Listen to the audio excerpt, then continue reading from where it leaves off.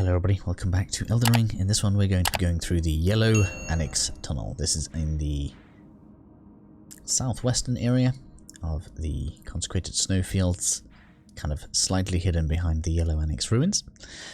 In here we'll be getting an Alabastor Lord Sword. This allows you to have two in one playthrough if you do this and get the one from the Lake of Rot. In addition, we'll be getting a selection of sombering stones, namely an 8 and a 9 I believe, and some smithing stone 8s, as well as an ancient dragon smithing stone, all of which are quite important, as you might imagine. So we're just heading down right now from the Grace. I don't feel like I need to show you guys all of the major entrance part. There wasn't anything that I remember getting from the drop down platform, so we're just going to kind of move on away from those.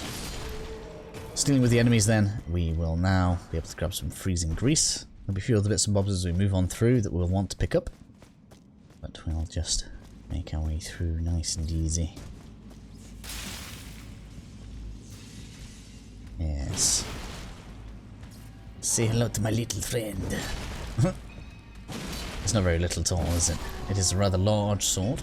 Anyway, we're going to head on over this way. Be careful here because the guy on the left is going to want to throw rocks at us, and it can be kind of painful if you're not careful. Hello, Rockadoodle-doo. Let's deal with you.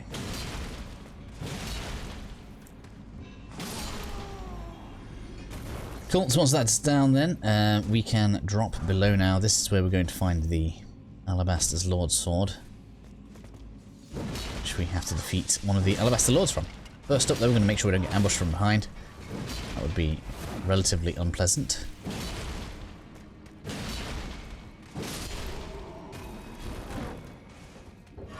Slam sword to win! Excuse me. Along with the rune arc. So you should be able to hear his gravity well. Can't stagger this guy while he's coming in. After that, pretty much fair game usually.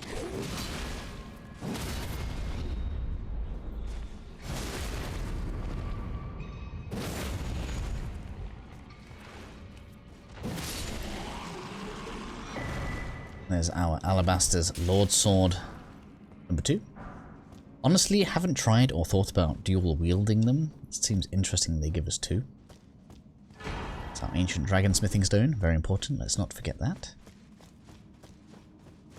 As well as the smithing stone 8, allowing us to get the... well, this character anyway. This dungeon should allow me to get the greatsword close to 25. It's on 22 at the moment, so it's still got some journey left in that. So we're going to jump on across now, and we're going to face a rather similar enemy very soon. Let's deal with you first.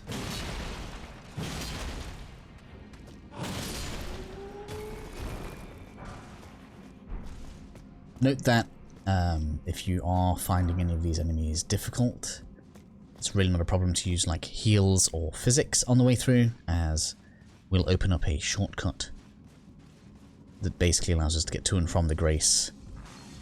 To and from the boss, should I say.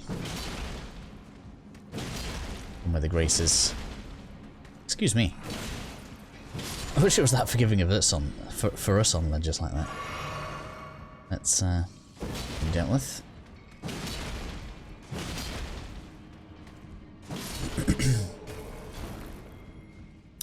Now we can head on up the ladder. Oh, no, let's not forget the stone over there. Someone will point that out, I'm sure. Smithing stone 8.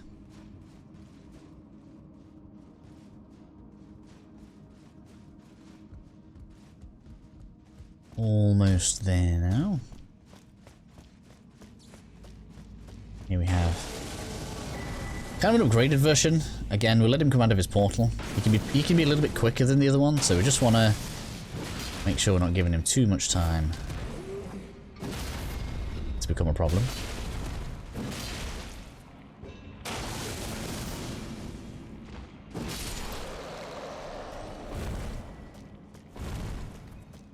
So, again, just make sure you're going around the edges of the room here.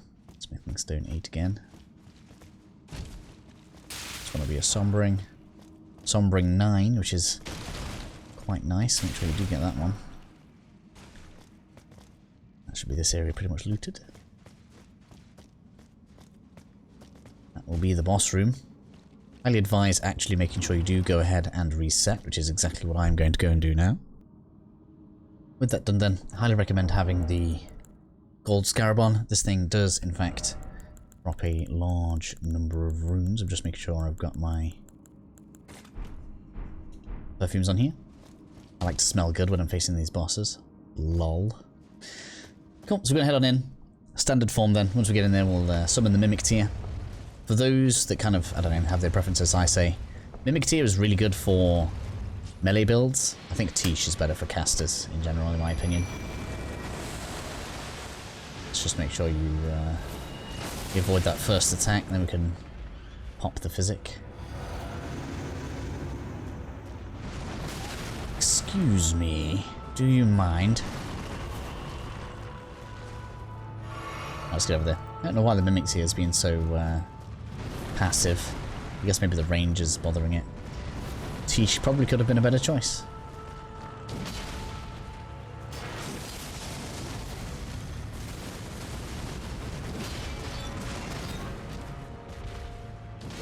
So I've gone with, can't remember what it's called now, but the ingredient that does extra stagger damage. In theory, we should be more likely to turn it into get it into a stunned state, which is going to be preferable, I think.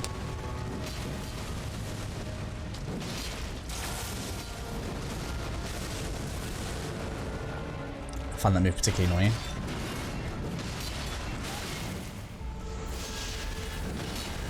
Get away! Don't want to get grabbed by that. I was hoping my Mimic would use the perfume. Usually it does.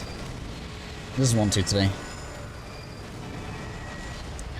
Fine then, you want more damage? Come here.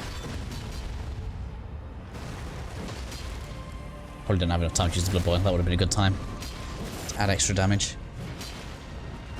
Oh, he has used the blood boil. Mimic's giving itself an extra 40% damage. Or 30%, should I say.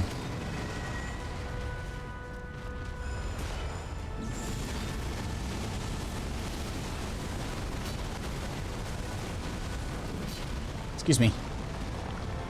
Come here. Let me hit you, damn it. End up having to go for the hands at this rate. I need to use one of these. Let's get on.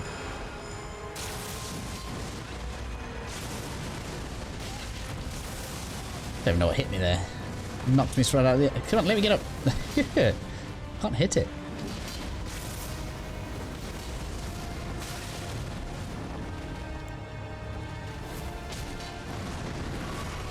Let's get topped up here.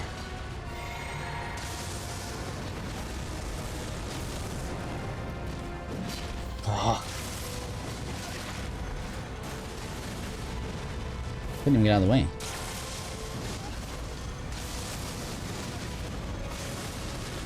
It's getting a bit stupid now. I love the Mimic's still in there though. Let me through!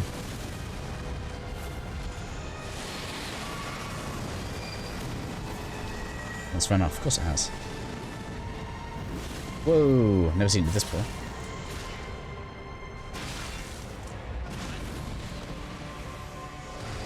That was a bit unfair.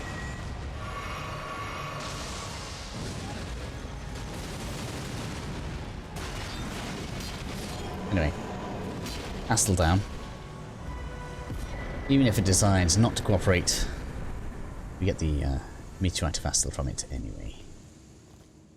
In any case, that is everything we can get from the Yelough Anix Tunnel. Apologies that that fight was way messier than I would have liked it to have been, but we're all good. We've got everything from the tunnel.